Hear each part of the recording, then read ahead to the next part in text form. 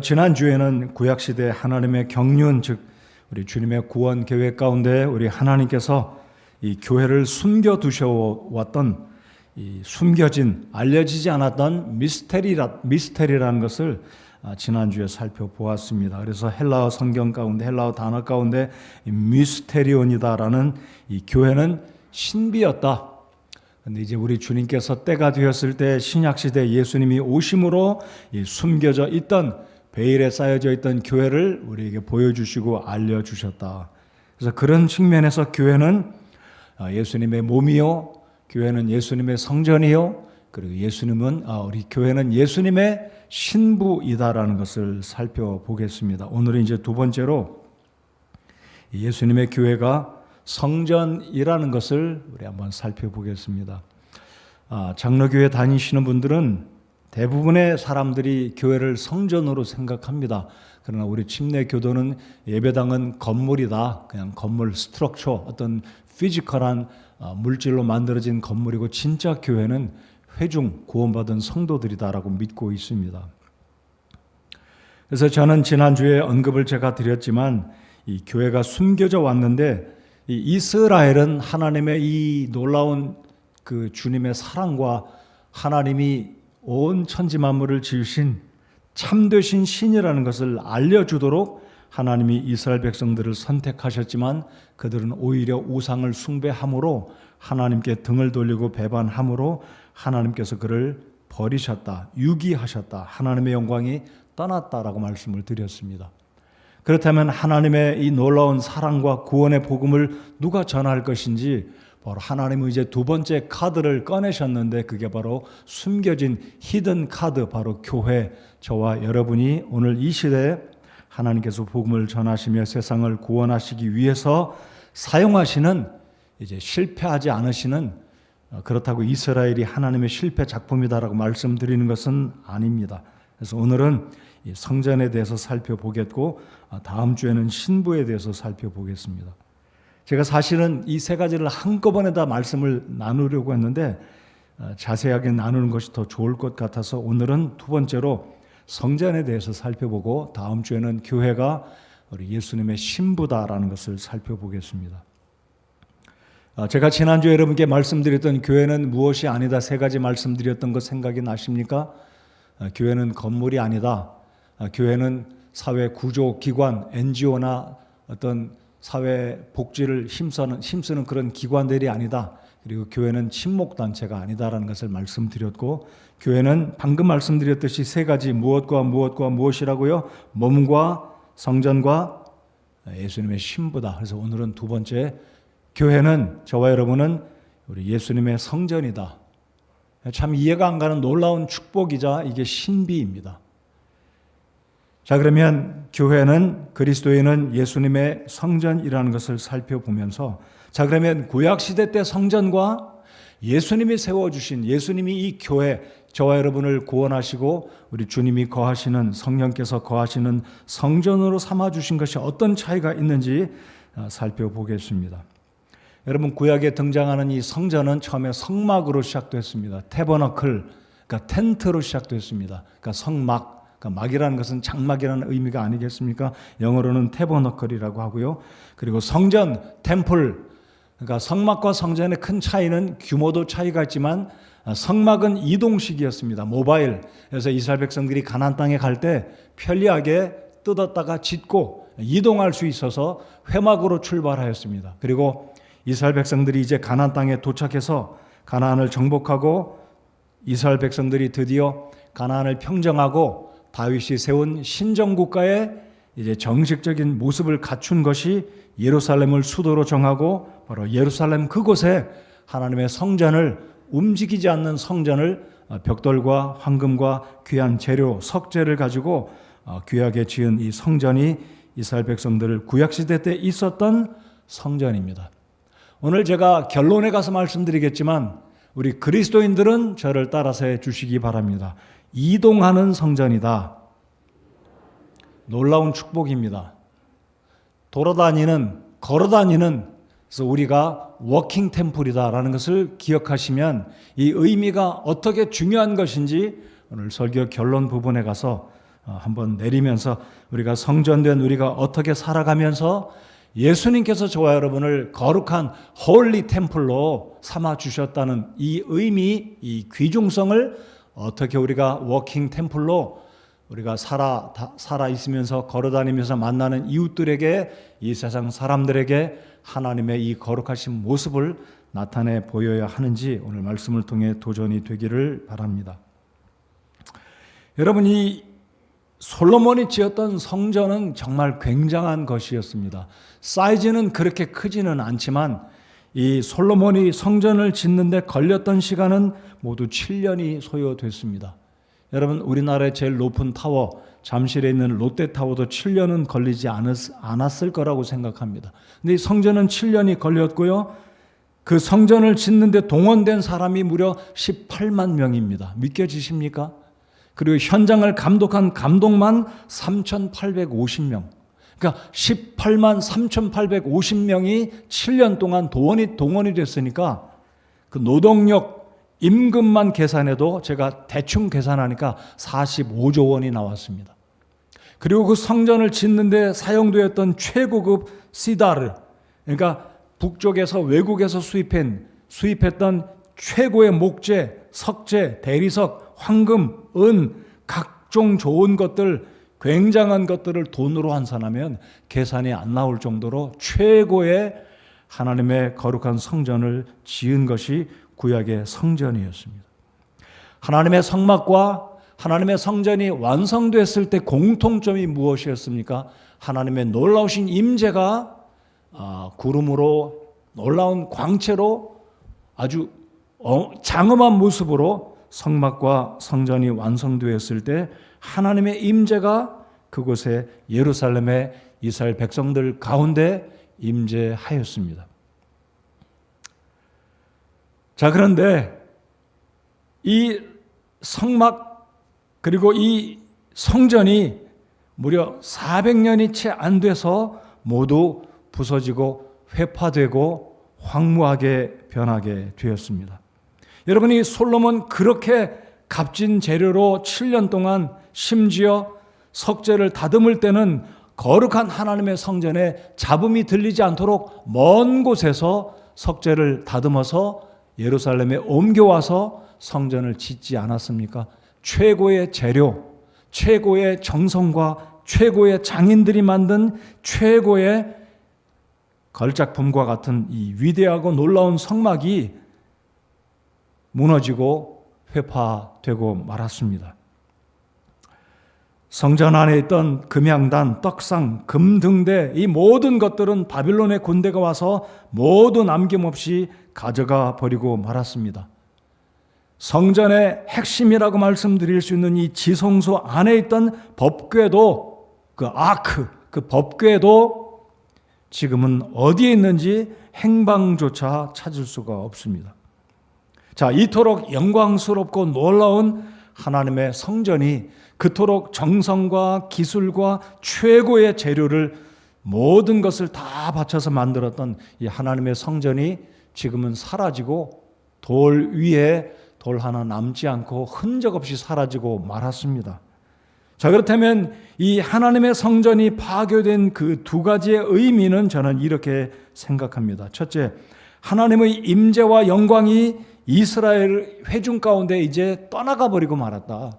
그 놀라운 하나님의 성전, 이스라엘 모든 백성들이 감격과 눈물로 주님 앞에 나아가 희생 제사를 드려서 그들의 죄가 용서받고 하나님의 임재를 간구했던, 그들이 전쟁을 치르건 기근이 왔건 역병이 왔건 어려움 가운데 있을 때 이들은 하나님의 전에 나아가 자비와 은총을 구했던 그 하나님의 성소, 이스라엘 모든 이스라엘 백성들의 마음의 중심이었던, 신앙의 중심이었던 예루살렘의 그 성전이 사라지고 없다는 것은 이스라엘 백성들 가운데 하나님의 임재가 사라지고 말았다는 것을 우리에게 보여주고 있는 것입니다.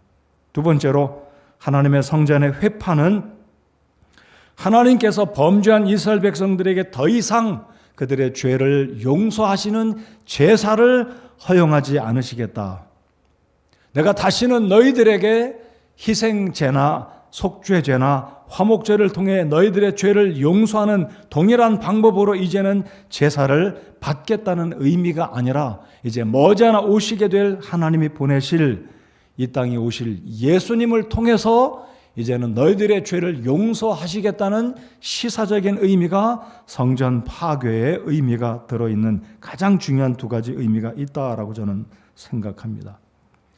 여러분, 우리는 믿음으로 성전의 파괴는 1차적으로는 사람에 의해서, 바빌론 군대에 의해서 성전이 회파되었고, 또는 역사적으로 보면 잠시 후에 사진을 보시겠지만은요, 로마의 장군에 의해서 성전이 무너졌지만 결국 성전을 무너뜨린 것은 사람의 손이 아니라 결국은 하나님의 놀라우신 뜻과 섭리가 있었기 때문이다라고 생각합니다.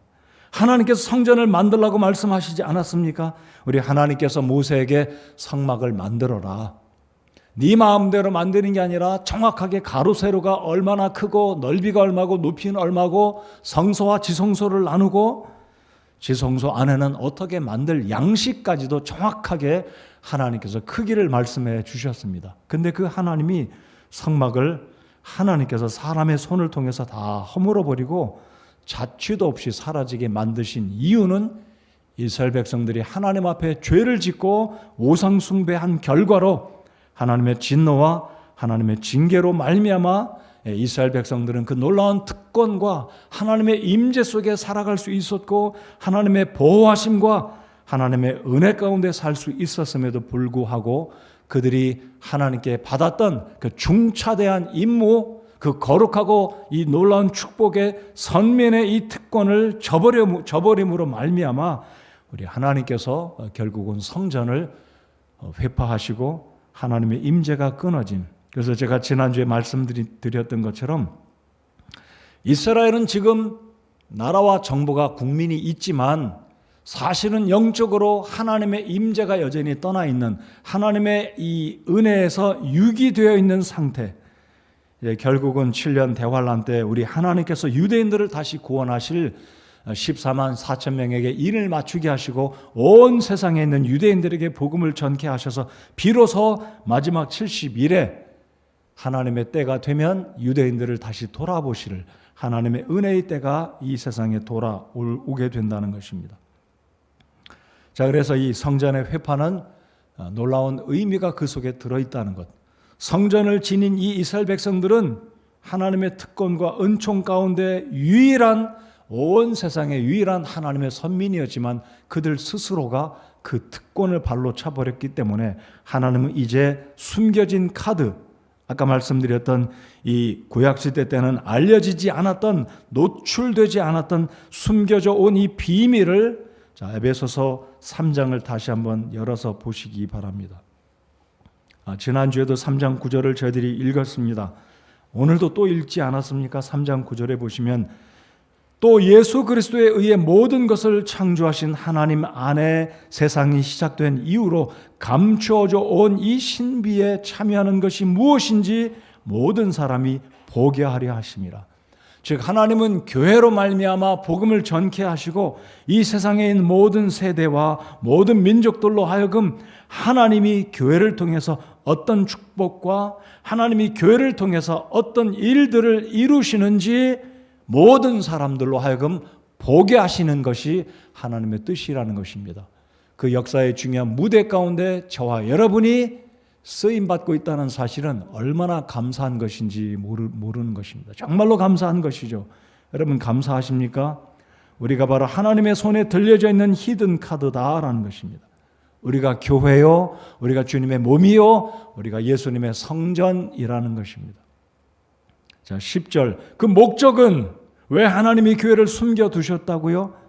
왜 하나님께서 교회를 이 시대에 사용하고 계신다고요? 그 목적은 그분께서 이제 교회를 사용하사 하늘의 처소들에 있는 정사들과 권능들에게 하나님의 갖가지 지혜를 알게 하려 하심이라. 하나님의 지혜는 바로 이 교회가 예수님의 몸이라는 것입니다. 하나님의 지혜는 바로 이 교회가 성전이라는 겁니다. 예루살렘에 이제 한 곳에 정착되어 있고 머물러 있는 것이 아니라 이 성전이 돌아다니는 겁니다. 비행기를 타고 유럽으로 간다든지 비행기를 타고 남미로 간다면 바로 그곳에 하나님의 성전이 돌아다니면서 우리 하나님을 리프리젠트하는, 놀랍게 예수님을 소개하는, 하나님의 왕국을 소개하는 우리가 예수 그리스도의 대사가 돼서 내가 가는 곳마다 하나님의 그 거룩하신 모습을 성전인 나를 통해 하나님을 소개하는, 이게 바로 놀라운 신비라는 것입니다. 이게 바로 하나님이 일하시는 방법,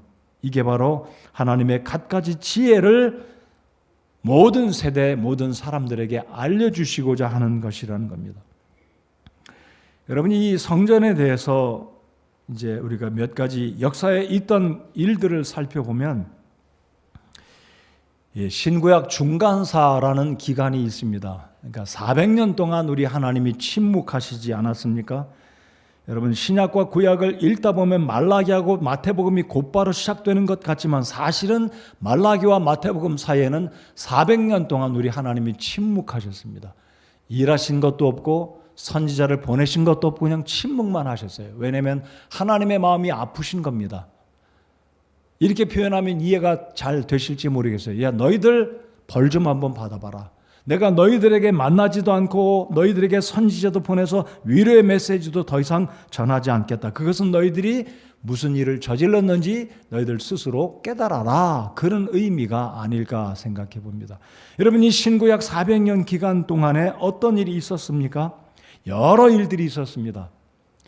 조만간에 제가 쓴 다니엘서 이제 책이 출간이 되리라고 생각하는데요. 이 다니엘이 쓴 이 12장 전체 가운데 보면 이제 10장, 11장은 굉장히 어려운 장이고 복잡한 내용들로 가득 차 있습니다. 근데 그 중에 하나가 이제 마카비 혁명, 이 유다인들이 이 하나님의 성전을 무시했던 이 알렉산더 밑에 있던 장군 한 사람, 셀류쿠스라는 이 장군, 셀류쿠스 왕족 가운데 이 안티오쿠스 에피파네스라는 이 못된 아주 흉악한 사람이 하나님의 성전을 아주 우습게 여기고 하나님의 성전에다가 돼지고기를 갖다 두고 돼지피를 뿌리면서 우상을 숭배에 강요한 이런 역사가 이 400년 침묵 기간 동안에, 즉 주전 164년경에 있었습니다. 이스라엘 백성들이 무시를 당한 거죠.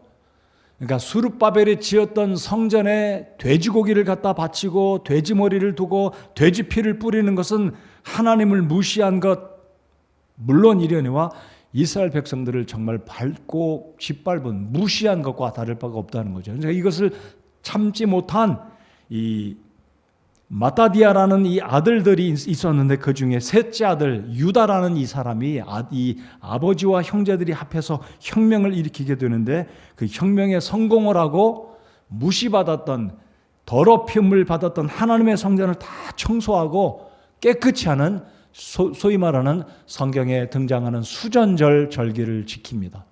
개역 성경은 수전절이다라고 하고 있고 흠정역 성경은 봉헌절이다라고 말하는데, 킹제임스 영어 성경에는 봉헌이라는 말이 데디케이션이라는 단어가 사용됐는데, 아무튼 수전절이라는 단어가 우리에겐 더 이해가 빨리 되리라 생각합니다.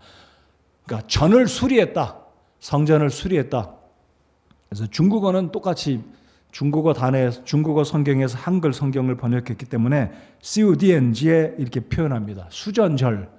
그러니까 이 예수님이 오시기 전 164년에 이 하나님의 성전이 다시 세워졌는데, 이 에피파네스라는 사람이 성전을 아주 무시하고 더럽게 했기 때문에 이 유대인들은 혁명을 일으킨 후에 제일 먼저 한 것이 성전을 청소한 것입니다. 그래서 요한복음 10장 22절을 보면 이 성전을 깨끗이 한 그 절기 기간 중에 예수님이 예루살렘을 방문하셔서 수전절 절기를 지키십니다.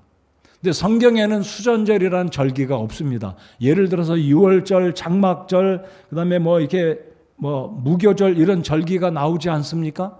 근데 요한복음 10장에 있는 수전절이라는 절기의 이름은 성경에 요한복음에만 등장합니다. 왜냐하면 구약과 신약 중간에 이 바로 에피파네스라는 이 못된 사람이 하나님의 성전을 무시하고 더럽혔기 때문에 그 기간 내에 일어났던 사건을 예수님이 이 땅에 오셨을 때 유대인들은 수전제를 지켰기 때문에 예수님 또한 유대인이셨기 때문에 성전에 가셔서 절기를 지키셨습니다. 자, 제가 사진을 한번 보여드리면, 자, 신약 시대 때 존재했던, 여러분 예수님이 오셨을 때 성전이 있지 않았었습니까?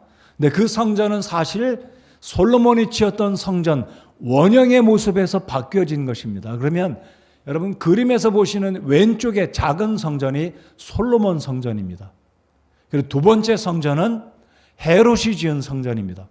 근데 이 첫 번째, 두 번째 성전 사이에 두 번째 성전은 수룹바벨 성전이다라고 부릅니다. 자, 그러면 크기로 볼 때 첫 번째 성전 솔로몬 성전은 작지 않습니까? 근데 헤롯 성전은 더 큽니다.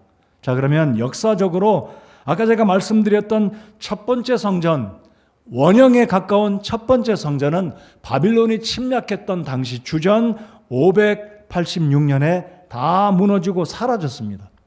거의 회파되었습니다.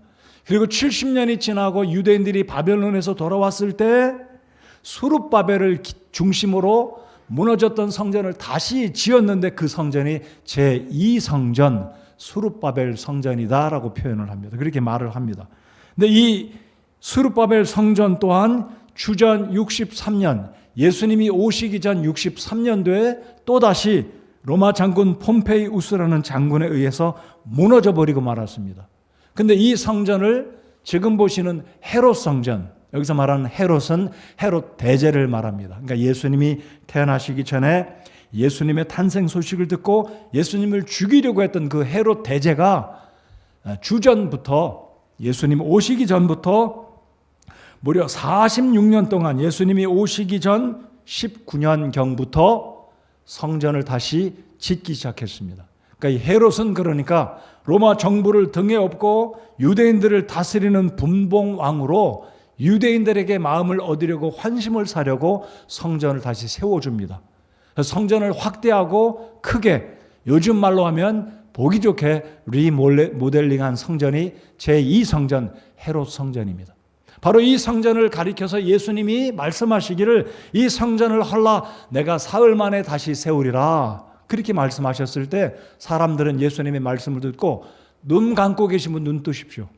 제가 시력이 아직도 좋아요. 눈 감고 있는 분 제가 눈에 보이니까 눈을 감고 있으면 제가 설교를 잘 이게 열심히 하려다가 눈 감으면 제 열정이 식어들기 때문에 제 열정을 다시 일깨우기 위해서 눈 감고 계신 분 눈 뜨십시오.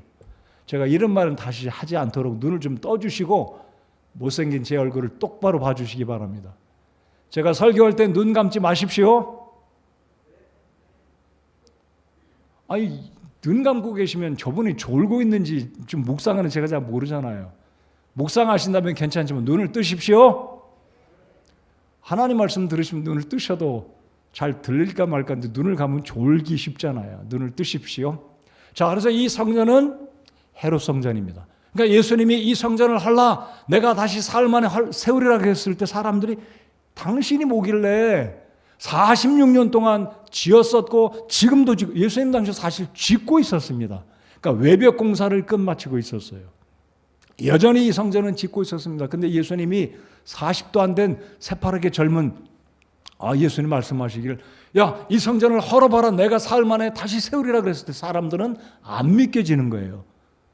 이해가 좀 되셨으리라 생각합니다. 그 다음 사진을 또 한번 보시면 예루살렘을 다녀오신 분은 이 장소에 대부분 가보셨을 겁니다. 여기가 바로 통곡의 벽입니다. 자, 이 벽이 상당히 높아요. 굉장히 큰 돌들로 만들어졌는데 바로 이 벽 서쪽에 있는 헤롯이 쌓았던 그 성전의 벽의 일부가 남아있는 겁니다. 약 280m인가요? 이 벽만 남고 주후 70년에 이제는 두 번째 로마의 장군 디도 장군이 와서 타이투스 장군이 와서 이 헤롯이 지었던 제2성전을 완전히 무너뜨렸습니다. 다 사라져버리고 예수님 말씀하신 그대로 돌 위에 돌 하나 남지 않겠다. 그런데 다행히도 서쪽에 헤롯이 지었던 외벽, 성전 건물이 아니고 성전 그 테두리, 외벽이 남아있는 이것을 유대인들은 보존하고 그때를 회상하고 눈물로 말하는 통곡의 벽에서 하나님의 성전을 잃어버렸던, 하나님의 임재가 떠나가 버린, 하나님께서 자신의 민족을 유기한 것을 이들이 알고 통곡의 벽 앞에서, 이름도 잘 지었습니다. 통곡의 벽 앞에서 이들이 눈물로 하나님이 돌아오시기를, 하나님이 자신의 민족을 복주시기를 유대인들은 지금도 저렇게 절기 때가 되면 가서 기도하고 있는 모습이 헤롯의 성벽의 일부가 바로 통곡의 벽입니다. 말씀드렸듯이 우리 하나님은 이 성전을 헐어버리시고 지금 예루살렘에 가면 성전의 본체는 온데간데 없이 사라졌습니다. 없어요. 예수님이 말씀하신 그대로 돌 위에 돌 하나 남지 않을 것이다라고 말씀하신 그 예언이 정확하게 주후 70년에 성취가 된 것입니다. 자, 그렇다면 오늘 하나님 말씀에 보시면 에베소서 2장에서도 우리 주님 말씀하시기를 또 사도들과 대언자들 기초 위에 세워진 자들이니라. 바로 저와 여러분이, 다시 말씀드리면 교회가 사도들과 대언자들의 기초 위에 세워졌다라고 말씀하시고 21절 보시면 그분 안에서 모든 건물이 꼭 맞게 함께 뼈대를 이루어 주 안에서 한 거룩한 전으로 자라가고, 한 전으로, 거룩한 전으로, 성전입니다. 템플, 하나님의 거룩한 전으로 지금도 자라가고 있습니다. 22절, 자, 에베소서 2장 22절 앞장으로 다시 돌아가셔서 22절 다 같이 읽겠습니다. 읽겠습니다. 시작. 그분 안에서 너희도 성령을 통해 하나님의 처소로 함께 세워져 있느니라. 그러니까 지금도 세워져 가고 있고 확장되어 가고 있다는 것을 기억하시기 바랍니다. 이 눈에 보이지 아니하는 워킹 템플, 오늘 이 시대에 우리 예수님께서 교회를 성전이라고 말씀하신 이 성전은 지금도 지어져 가고 있고 세워지고 있고 확장되어 가고 있다는 사실, 놀라운 것입니다. 이게 바로 신비라는 것입니다. 자, 그러면 구약에 있던 솔로몬의 성전, 스룹바벨 성전, 그리고 헤롯 성전 다 사라졌습니다. 지금도 예루살렘에 가면 아무것도 없어요. 자, 그런데 바울은 말씀합니다. 고린도전서 3장 16절, 우리가 잘 아는 말씀 아닙니까? 너희가 하나님의 성전인 것과 하나님의 영께서 너희 안에 거하시는 것을 너희가 알지 못하느냐 그랬습니다. 너희가 하나님의 성전인 것을 알지 못하느냐 그랬습니다. 여러분, 우리가 성전이라는 사실을 믿으시기 바랍니다. 여러분, 오늘 이 시대의 성전은 구약의 솔로몬이 지었던, 스룹바벨이 지었던, 헤롯이 지었던 벽돌로 만든, 금과 은으로 만든 성전이 아니라 이제는 하나님의 성령이 우리의 구원받은 성도들이 몸 안에 들어가서 거하시는 이 몸을 성전 삼아 주신 것입니다. 신비한 겁니다. 이제 그리스도의 성전은 도처에 있어요. 도처에. 온 세상에 우리 주님이 세우신 교회마다 하나님의 성전이라는 것입니다. 자, 에베소서 4장 13절 한번 보시겠습니다. 4장을 넘겨주시고요.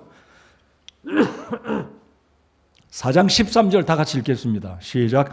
마침내 우리가 다 믿음과 하나님의 아들을 아는 것에서 하나가 되어 완전한 사람에 이르고 그리스도의 충만하심의 장성한 분량에까지 이르리니, 이 의미는 정확하게 지금도 지어져 가고 있는 하나님의 성전을 상징적으로 표현하고 있는 것입니다. 하나님의 성전은 지금도 지어지고 있어요. 지금도 확대되어 가고 있습니다. 지금도 계속해서 세워지고 있고 구원받는 사람이 교회에 더해지고 있습니다.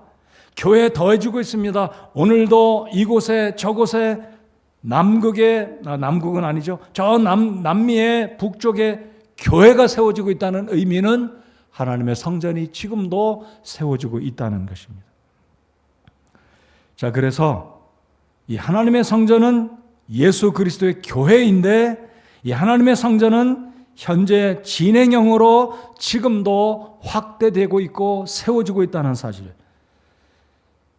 4장 13절의 의미가 그렇고요. 이제 4장 15절 16절을 제가 읽겠습니다. 조금 내려오셔서 4장 15절 16절. 오직 사랑 안에서 진리를 말하며 모든 일에서 그분 안에 이르도록 성장하게 하려 함이라. 그분은 머리시니 곧 그리스도시니라. 그분으로부터 온 몸이 각 부분의 분량 안에서의 효력 있는 일에 따라 모든 마디가 공급 공급하는 것에 의해 꼭 맞게 함께 결합되고 들어차서 몸을 자라게 하여 하나님 안에서 스스로를 세우느니라. 여기서 이 15절, 16절, 9절 두 구절 속에는 몸이라는 의미가, 직접적인 몸이라는 단어가 들어있고 세워진다는 성전의 개념이 들어있다는 것을 발견할 수가 있을 겁니다.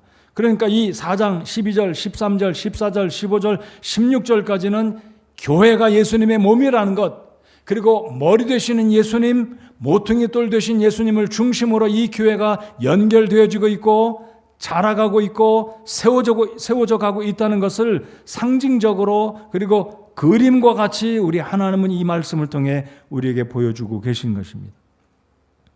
자, 계속해서 구약에 있던 성전과 오늘 이 시대 성전과 어떤 차이가 있는지 말씀을 드리겠습니다. 자, 솔로몬이나 스룹바벨이 지었던 이 성전은 사람이 이 땅에 있는 재료를 통해, 물질을 통해 세운 물리적인 성전이라면 교회는 영적인 성전입니다. 이 교회는 하나님의 구원받은 백성들, 구원받은 신자들을 몸으로 그 속에 하나님의 성령이 들어가 계시면서 거룩한 성전이 된 것입니다.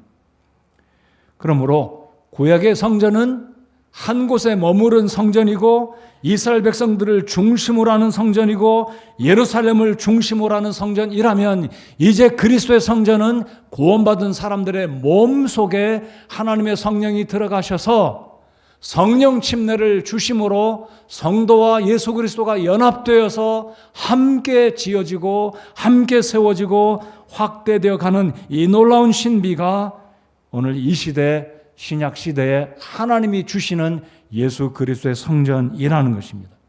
분명히 다르죠. 여러분, 구약시대 성전의 가장 큰 기능은 무엇이었습니까? 제가 지난주에 말씀드린 것, 어려운 개념일 수 있겠지만 예수님이 교회의 머리시고 교회가 예수님의 몸이 생명적인 유기적인 관계다라고 말씀드렸다면 잘 기억하십시오. 이 성전과 예수님, 이 관계는 이제 기능적인 측면에서 어떤 일을 하는 것이냐면, 이 성전은 구약시대 때 희생 제사를 통해 백성들의 죄를 용서하셨습니다. 그러나 오늘 이 시대 우리가 하나님께 소나 양이나 제물을 하나님께 불태워서 제사를 드려서 죄 용서 받지는 않지 않습니까? 자, 그렇다면 오늘 이 시대에 예수님의 성전은 어떤 기능을 하는 것입니까? 우리가 복음을 전해서 예수 그리스도를 소개해서 사람들이 믿게 되면 이 예수 그리스도가 우리를 위해서 우리를 성전 삼아 주셨다는 의미는 그 속에 어떤 의미가 포함되어 있냐면요, 바로 예수님께서 자신이 친히 희생 제물이 되셔서 하나님의 성소 천국에 올라가서 자신의 피를 흘려서 우리를 구원하신 그 놀라운 희생의 제사를 단번에 영원히 이루신 이 사실을 우리가 이제 하나님의 성전이 되어서 세상을 향해 나가 이 복음을 전할 때 사람들을 구원하는 성전의 기능의 역할을 우리가 감당해야 한다는 것을 예수 그리스도의 성전은 우리에게 보여주고 있는 그 기능의 의미를 우리가 깨닫고 그 기능을 우리가 행해야 된다는 사실이 바로 구약의 성전과 신약의 예수 그리스도의 성전과의 기능적인 의미는 동일하다. 장소와 시간은 다르지만 이제 하나님이 일하시는 방법은 오늘 이 시대 그리스도의 성전은 예수 그리스도가 친히 화목제물이 되셨고 이제 그 피를 근거로 우리가 구원받았기 때문에 이제는 우리가 이 복음을 전해서 우리가 하나님의 제사장이 되어서 세상에 나아가 복음을 전할 때 사람들로 하여금 하나님의 교회를 통해 복음을 듣고 하나님의 성전인 이 우리 성전된 교회, 즉 저와 여러분을 통해 복음을 듣고 그들로 하여금 구원받게 하는 것이 오늘 이 시대 그리스도의 성전의 기능을 우리가 감당하게 된다는 것입니다. 어렵지 않은 이야기라고 생각이 되고 이해가 되셨습니까? 바로 우리가 그리스도의 성전이라는 것은 구약의 성전의 기능을 우리는 오늘 이 시대에 복음을 전함으로 돌아다니면서 만나는 사람에게 우리가 그리스도의 성전이 돼서 복음을 증거함으로 사람들을 구원해내는 성전의 기능을 감당하는 오늘 이 시대의 교회로서 예수님의 교회로서 이 일을 감당해야 한다는 것입니다. 여러분, 구약시대 때는 성전의 제사장 이외에는 성전에 들어갈 수가 없었습니다. 특별히 지성소 안에는 1년에 딱 한 번 들어갈 수 있는 날이 있었습니다. 그 날이 무슨 날입니까? 대속죄일. 이스라엘 백성들이 죄를 지면 개개인이 하나님의 성전 앞에 나와서 제사장들에게 이야기합니다.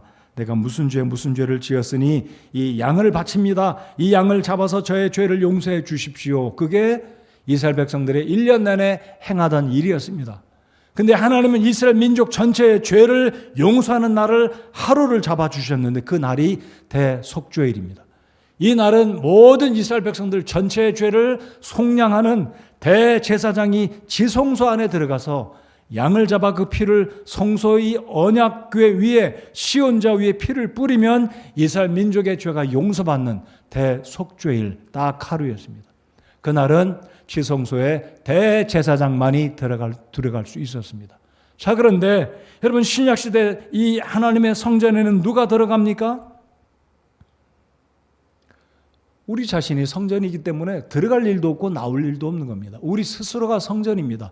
여러분 사도 베드로는 베드로전서 2장 9절에 우리가 왕과 같은 제사장이다라고 말씀을 하십니다. 그 말씀을 기억하십니까? 그러므로 우리가 성전 안에 들어갈 일도 없고 우리 눈에 보이는 성전이 없지 않습니까? 구약의 성전도 사라졌고 있다 할지라도 이방인인 우리가 어찌 하나님의 성전에 들어갈 수 있겠습니까? 들어가면 다 죽습니다. 자, 그런데 오늘은 우리가 성전이라고 말씀하시며 또 하나님 말씀에 보면 우리가 제사장이 되었다라고 말씀합니다. 여러분 이 말씀 놀라운 말씀이라고 생각이 안 되십니까? 이방인인 우리가 성전이 되었을 뿐만 아니라 우리가 제사장이라는 거예요. 여러분 천주교회는 흑백 논리로 성직과 속된 세상의 일, 그래서 이걸 이원화시켰습니다. 성직자와 세상의 일에 종사하는 것은 그렇게 성경적은 아닙니다. 목사들도 사역자들도 하나님 앞에서는 구원받은 성도인 건 똑같죠. 우리 성경적인 개념으로는 성속을 나누지는 않습니다. 구원받은 모든 사람들은 성도입니다. 믿으십니까? 우리가 성도입니다. 자, 그런데 잘못된 것은 성직과 속된 직업, 이걸 이원화시킨 것인데, 자, 우리 모두의 신약적인 개념은 구원받은 모든 그리스도인들은 제사장이라는 겁니다. 믿으시면 아멘해 보실까요? 우리가 제사장이에요. 근데 천주교는 이걸 가장 잘못된 개념으로 나누어서 신부, 주교, 교황, 그리고 그냥 일반 신자로 이렇게 나누어둔 이원화시킨. 그러나 성경적인 개념으로는 모든 사람들이 구원받았다면 우리가 제사장이라는 것입니다. 그러면 제사장의 일은 무엇인가요? 백성들이 와서 하나님 앞에 죄를 용서받기 원하면 제사장은 그의 죄를 용서해 주기 위해서 그가 가지고 온 제물을 번제단에 하나님께 제사를 드리면 사람들의 죄가 용서받습니다. 자, 그러나 우리 신약 성경은 이렇게 말씀하지 않습니까? 우리가 성전이요 우리 모두가 제사장이다라고 말씀하시는 의미, 이 의미를 우리가 깨달았다면 이제는 우리가 구원받지 아니한 세상 사람들에게 성전이 되어서 하나님의 거룩하심을 보여주고 하나님의 사랑을 나타내주고 우리가 그들의 죄를 용서해 줄 수 있는 능력은 없지만 복음을 증거할 수 있는 이 하나님의 특권, 하나님이 우리에게 주신 사명, 교회의 사명이자 우리 그리스도인들의 사명을 우리가 감당할 때 하나님의 성전의 기능을 오늘 이 시대에 하나님의 교회인, 하나님의 성전인 교회가 그리스도인들이 감당하게 되는 것입니다. 여러분 요한복음 4장에 보면 수가상의 한 여인과 예수님이 대화를 나눕니다. 그 대화의 내용 가운데 보면 이 여인이 예수님께 이렇게 이야기하지 않습니까? 내가 보니 유대인 당신들은 예배하는 곳이 예루살렘에 있다고 합니다. 근데 나 사마리아 사람인 우리의 조상들은 이 사마리아 성에서 하나님을 예배했습니다 라고 예수님께 대답을 합니다. 그럴 때 예수님이 뭐라고 말씀하십니까? 요한복음 4장 21절에 예수님께서 그녀에게 이르시되 여자여 내 말을 믿으라. 너희가 이 산에서도 아버지께 경배하지 아니하고 예루살렘에서도 경배하지 아니할 때가 이르리라. 너희는 너희가 알지 못하는 것에게 경배하고 우리는 우리가 아는 것을 경배하노니 이는 구원이 유대인에게서 나기 때문이라. 하나님은 영이시니 그분께 경배하는 자들이 반드시 영과 진리로 그분께 경배할지니라 라고 말씀합니다. 예수님이 하신 말씀을 잘 새겨보시기 바랍니다. 예루살렘에서도 말고 사마리아에서도 말고 하나님은 영이시니 하나님께 예배할 때가 오리니 그때는 진정과 참된 영과 진정으로 예배한, 이게 무슨 의미입니까? 예루살렘이 예배하는 장소, 지정된 장소가 아니고 성전이 있는 예수님 당시에, 아까 말씀드렸던 예수님 당시에도 성전이 있었을 때 예수님은 성전에 가시긴 하셨습니다. 유월절 절기를 지키셨고 수전절 절기를 지키셨지만 예수님은 아셨습니다.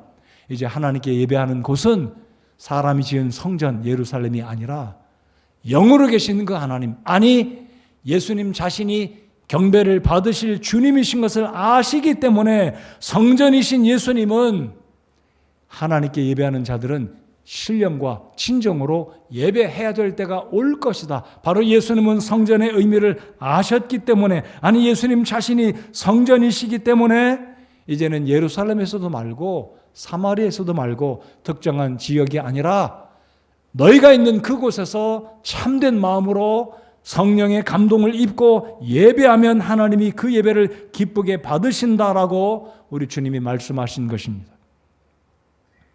여러분, 오늘 이 시대 구원받은 모든 성도는 구약시대와는 달리 교회는 예수님의 몸으로 동시에 주님의 성전이라는 이 특권과 이 놀라운 신분, 이 놀라운 신비가 우리에게 하나님을 마음껏 예배할 수 있는 기회, 특권, 자유를 주신 것입니다. 우리는 어느 곳에서든 하나님을 예배할 수 있지 않으신가요? 그렇게 믿으십니까? 물론 우리는 안식일이 아닌 이 주일 아침, 왜요? 예수님이 부활하셨기 때문에 우리가 개별적으로 예배도 할 수 있지만 교회로서 어셈블리로, 회중으로, 성회로 모여서 우리 하나님을 주일날 아침에 주님이 부활하신 이 놀라운 역사적인 사실을 기억하고 감사함으로 모여서 예배를 해야 하는 것입니다.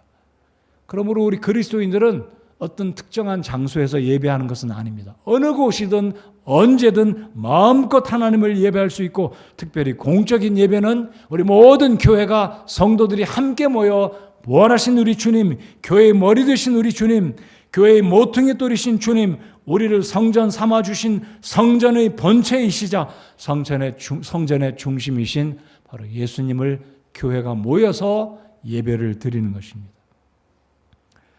여러분, 이 교회의 성전, 이 교회가 예수님의 성전, 하나님의 성전이라는 이 놀라운 신비를 또 한번 말씀드려 보겠습니다. 요한계시록 21장을 열어주시기 바랍니다.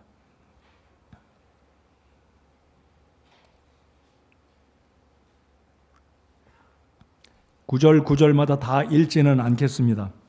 제가 언급할 때마다 틈틈이 21장을 그냥 눈으로 살펴보시기 바랍니다.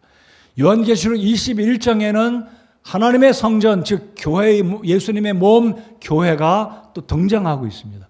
다음 주에는 제가 정말 기대하고 정말 바라는 이 교회가 예수님의 신부라는, 저는 몸과 성전과 이 신부 세 가지 가운데 가장 놀랍고 복된 소식, 놀라운 이 축복의 소식이 몸이나 성전이나 이 두 가지보다는 신부라는 것이 정말 흥분되고 감격되고 기대가 되는 이 교회가 예수님의 신부라는 사실이 얼마나 좋은 것인지, 감격되는 것이, 물론 앞에 것도 다 감사한 것이지만, 자, 21장 다 피셨습니까?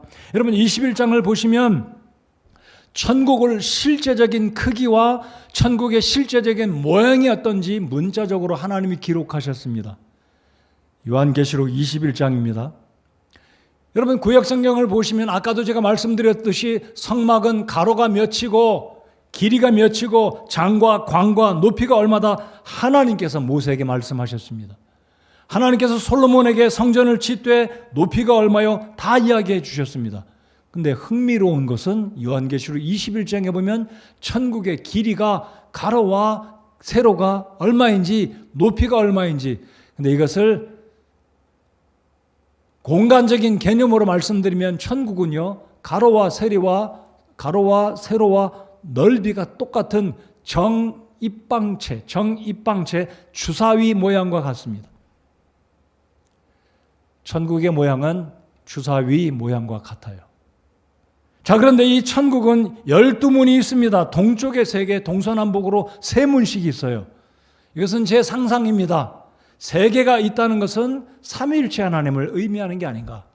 사방위라는 것은 구원은 모든 믿는 자들에게 거침없이 가림없이 장애가 없이 모든 사람에게 사방면으로 5대양 6대주에 있는 모든 지구상에 있는 모든 민족과 개인들에게 활짝 열려있는 의미로 동서남북으로 4개의 문씩 완벽하게 있다라는 것입니다. 근데 이 4개의 문 위에는 이스라엘의 12지파의 이름이 기록되어 있고, 또 보십시오.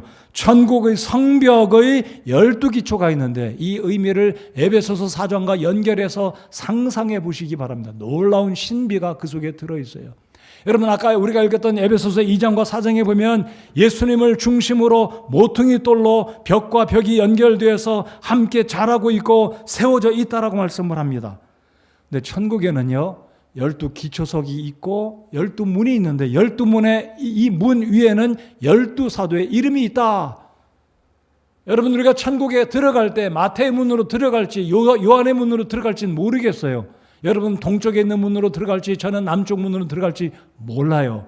분명한 것은 그게 중요한 게 아니라 구원받은 성도는 천국으로 당당하게 기쁘게 들어갈 수 있다는 것을 믿으시기 바랍니다. 이럴 땐 좀 아멘을 좀 세게 해 주셔야죠. 제가 힘차게 뭐뭐뭐 들어갈 것입니다 그랬으면 아멘도 하셔야죠. 여러분, 천국에 12문이 있는데 정말 그래요. 여러분, 동쪽에 있는 문으로 들어갈지 몰라요. 하나님이 분명한 것은 구원받은 모든 성도는 어떤 문이 됐든지 분명하게 들어간다는 것을 믿으시고 감사하시기 바랍니다.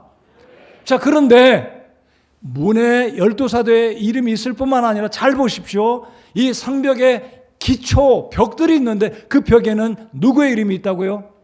사도들의 있습니다. 근데 잘 재미있는 것은 에베소서 4장에 우리가 아까 읽은 이 2장인가요? 너희는 선지자와 사도들의 기초 위에 세워졌다 말씀하십니다. 이 놀라운 천국의 이 모습을 크기로 사이즈로 모양으로 보여주시면서 12대문과 12기초 속에 사도들과 이스라엘의 12지파가 있다는 이 의미가 무엇인가요? 교회가 신비라는 겁니다. 이 교회는 천국에까지 들어가서 하나님의 마음의 중심이 되는 이 교회는 구약의 이스라엘과 12사도, 12지파가 다 이 천국 속에 들어가게 되는데 바로 이 천국의 하나님의 신부인 교회가 천국의 핵심이고 새하늘과 새 땅의 핵심이 바로 교회라는 것입니다. 교회는 신비한 거예요. 여러분, 이 교회는 이방인을 중심으로 이루어졌습니다. 물론 이 교회가 처음 시작될 때 예루살렘 교회로 시작됐지만 사실 교회는 유대인들을 중심으로 시작됐지만 이 교회가 나중에 확대되어져서 온 세상의 교회가 세워질 때는 그때는 유대인들 중심이 아니라 이방인들 중심으로 교회가 세워지고 이방인들 중심으로 온 세상에 교회가 세워지고 선교의 역사가 이루어졌는데 이 교회가 이제 휴거되어서 공중으로 들어가 주님을 뵙게 되는데 요한계시록 21장에 이 교회의 모습을 무엇이라고 지금 기록합니까? 12사도의 이름과 12지파의 이름이 있다는 의미는 교회가 이제는 유대인도 포함하고 이방인도 포함하는 이방인 교회도 포함해서 교회가 모든 것을 아우르는 하나님의 대구원의 역사의 중심이 된다는 것입니다. 이게 바로 12사도의 이름과 12지파의 이름이 천국의 기초와 천국의 이름에 들어있다는 이 놀라운 신비가 천국에 하나님의 성전이 있다는 거예요. 천국에 있는 이 공동체, 믿음의 공동체 속에는 이스라엘 백성도 있고요. 혈통으로 오해하지 마십시오. 무조건 이스라엘 사람이라고 천국 가는 게 아닙니다. 이스라엘 백성도 예수님 믿고 구원받아야 천국에 들어가는 것입니다. 이게 성경이 여러분 그냥 이스라엘 백성이라고 다 천국 가는 게 아닙니다. 이스라엘 백성도 예수님 믿어야 천국 가는 줄 믿으시기 바랍니다. 그게 성경입니다. 그게 참된 복음입니다. 근데 바로 이게 요한계시록 21장에 있는 12지파의 이름들, 12사도들의 이름은 교회를 통해 복음을 통해 믿음으로 구원받은 사람들이 하나님의 신부로서 하나님의 성전으로서 예수님의 몸으로서 천국에 들어가게 되는 믿음의 공동체, 하나님의 회중으로 영원히 주와 더불어 함께 있게 된다는 것입니다. 21장 22절을 다 같이 읽겠습니다. 21장 22절입니다. 다 같이 읽겠습니다. 시작. 또 내가 그 안에서 성전을 보지 못하였으니 이는 주 하나님 전능자와 어린 양께서 그 도시의 성전이시기 때문이라. 이런 천국에 성전이 있어요, 없어요? 있다고 말씀합니까? 없다고 말씀합니까? 정확하게 말씀드리면 성전이 있기도 하고 없기도 합니다. 뭐 황당한 이야기를 하나, 무슨 아리송한 이야기를 하나. 여러분, 문자적인 성전은 없습니다. 다시 말씀드리면 솔로몬이 지었던 그와 같은 성전, 구약 성경에 등장하는 성막과 같은 높이가 몇이고 길이가 몇이고 이런 거 없어요. 근데 천국에는 성전이 있어요. 있다는 의미는 바로 지금 지상에 있는 예수 그리스도의 성전, 이 성전이 들림받고 천국에 들어가서 그 천국에 있는 이 성전은 이스라엘 백성들 가운데 구원받은 자들, 이방인 가운데 구원받은 오늘 이 시대 교회, 예수님의 몸, 예수님의 성전이 여전히 천국에 들어가 있는 거예요. 그러니까 물리적인 성전은 없지만 바로 이 성전이 하나님과 함께 있게 되는데, 자 22절 다시 한번 제가 읽겠습니다. 왜 천국에 성전이 없다고 말씀합니까? 즉 하나님과 예수 그리스도가 성전이시기 때문에 천국에는 성전이, 물리적인 성전이 없는 것입니다. 하나님이 성전이세요. 우리 예수님이 성전이십니다. 자, 그러면 이 의미를 말씀드려 보겠습니다. 예수님이 교회의 머리라면 우리는 예수님의 무엇이라고 에베소서가 이야기합니까? 우리가 무엇이라고요? 예수님의 몸입니다. 자, 그러면 예수님께서 모퉁이 돌이 되셔서 우리가 함께 연결되어지고 세워지고 있고 자라가고 있다는 이 의미는 예수님의 성전은 바로 우리가 성전인데 예수님이 성전이기 때문에 천국에는 물리적인 벽돌로 사람의 손으로 만든 성전이 없다는 겁니다. 그 의미는 다시 말씀드리면 하나님이 성전이시고 예수님이 성전이시고 교회가 성전이기 때문에 솔로몬이 지었던 성전과 같은 팬시한 더 놀라운 성전은 천국에 없다는 거예요. 예수님이 성전이고 하나님이 성전이고 우리가 성전이기 때문에 손으로 지은 성전은 없다는 겁니다. 아니, 어찌 보면 이 새하늘과 새 땅에 하나님이 예배하신 영원한 우리의 천국의 처소 그 자체가 하나님의 성전이라고 볼 수가 있는 것입니다. 그래서 하나님의 성전은 신비한 성전으로 오늘 이 시대에도 존재하고 천국에 들어가서도 하나님의 성전이시고, 그리고 놀라운 것은 이제 하나님의 백성들이, 구원받은 성도들이 주와 더불어 얼굴을 맞대고 이야기하고 교제할 수가 있다는 것입니다. 방금 전에 말씀드리기를 구약의 성전에서는 아무도 성전에 못 들어갑니다. 누구 이외에, 제사장 이외에는 성전에 못 들어갑니다. 근데 천국에서는 예수님이 성전이신데 그분과 더불어 구원받은 성도들이 얼굴과 얼굴을 맞대서 이야기하고 교제하며 하나님의 놀라운 임재 가운데 영원히 또 그리고 영원히 주와 더불어 교제를 나누며 하나님의 임재 가운데 정말로 평안한 지고 무상한 놀라운 축복의 시간을 천국에서 영원히 보내게 될 것입니다. 그러므로 하나님의 교회는 신비한 것입니다. 나같이 더러운 죄인이 하루에도 수없이 나쁜 생각하고 험한 말하고 나쁜 짓하고 살아가는 죄스러운 나에게 이 몸을 하나님의 성전 삼아 주시고 내 속에 하나님이신 성령께서 들어와 계신다는 이것. 이스라엘 백성들의 성전은 무너져서 온데간데 없어졌습니다. 그러나 내가 성전이에요. 여러분이 성전입니다. 우리 모두 구원받은 성도들이 성전입니다. 감격스럽고 감사하고 감당할 수 없는 축복을 하나님이 우리에게 허락하신 것입니다. 저와 여러분이 하나님의 성전입니다. 이 놀라운 축복, 신비한 겁니다. 우리 성전이 예수님이 오시면 공중으로 들림받아 천국에 들어가는데 바로 우리 모든 구원받은 하나님의 어셈블리, 하나님의 회중, 교회, 에클레시아, 이 교회가 하나님의 성전이고 성전의 모퉁이 돌 되신, 성전의 본체이신, 성전의 중심이 되신 우리 하나님과 우리 주님과 더불어 영원히 하나님의 놀라운 임재 가운데 천국에서 교제하며 복된, 정말로 복된 시간을 보내게 될 것입니다. 우리가 천국에 들어가면 어떤 모습으로 살아갈지 성경은 자세하게 묘사되어 있지 않지만 상상할 수 없는, 아니 우리의 상상을 초월하는, 상상의 상상을 초월하는 놀라운 복된 시간이 앞으로 우리가 들어가서 누리게 될 천국에서의 주와 더불어 성전이신 그분과 더불어 또한 성전인 일부분, 성전의 일부분인 나와 여러분, 우리 모두 교회 하나님의 백성들이 누리게 될 이 놀라운 축복을 성전, 천국에서 우리가 누리게 된다는 것입니다. 오늘 설교의 결론은 두 가지입니다. 하나님의 성전이 거룩하기 때문에 성전인 저와 여러분은 우리 교회와 우리 성도 각자는 거룩하게 살아가야 합니다. 우리 평상시 모르는 거 아니잖아요. 여러분, 하나님의 성전은 거룩하기 때문에 제사장 이외에는 누구든지 들어오면 죽습니다.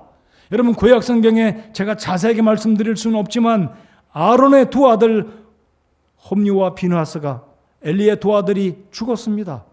아론의 두 아들 나답과 아비후가 하나님이 허락하시 않은 불을 갖다가 금향단에 불을 붙였기 때문에 하나님이 진노하시고 두 사람을 죽였습니다. 아론의 아들이잖아요. 제사장 후보들이잖아요. 아니, 그들이 제사장이었습니다. 죽어버렸습니다. 엘리 제사장이었습니다. 홈리와 비느하스가 성전에서 못된 짓 했기 때문에 하나님은 단칼에 그 두 아들을 죽였습니다. 하나님의 성전이 거룩합니다. 하나님의 성전은 완벽하게 지어졌습니다.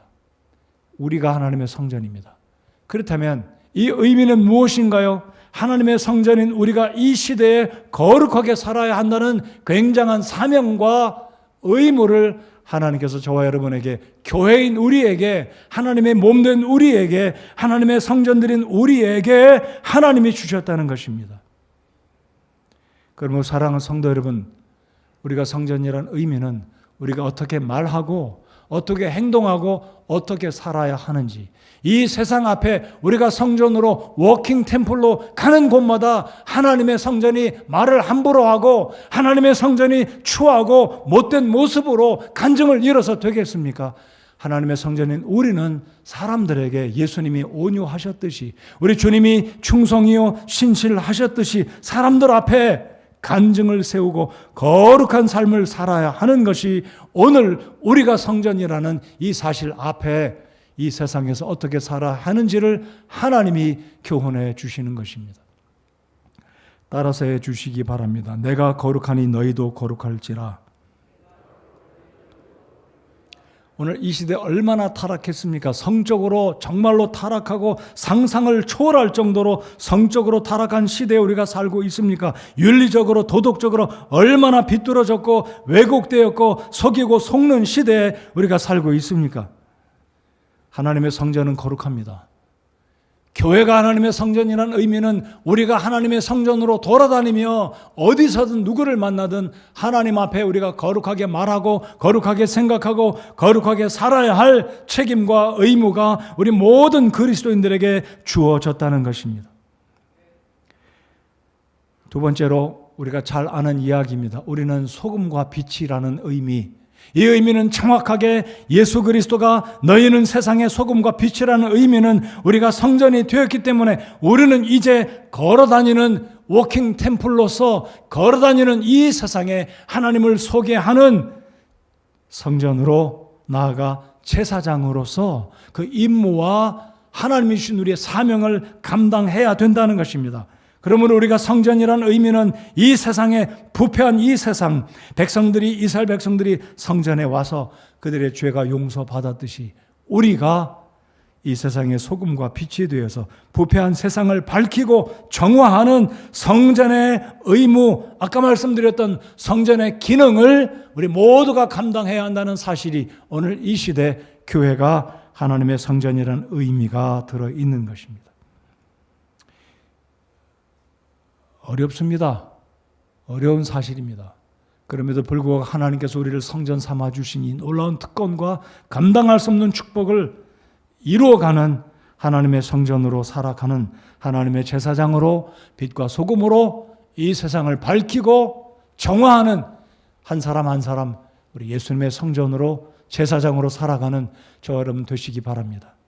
이번 한 주간 동안도 여러분 우리 기억하시기 바랍니다. 나는 하나님을 소개하는 이스라엘의 성전과 동일한 실패하지 않는 하나님의 실패하지 않는 워킹 템플로 내가 가는 곳을 정화하고 하나님의 임재를 나타내 보이고 하나님의 영광을 나타내 보이는 말과 행실과 우리의 삶에 하나님의 홀리 템플로 살아가는 저와 여러분 모두가 되시기를 바랍니다. 기도하겠습니다.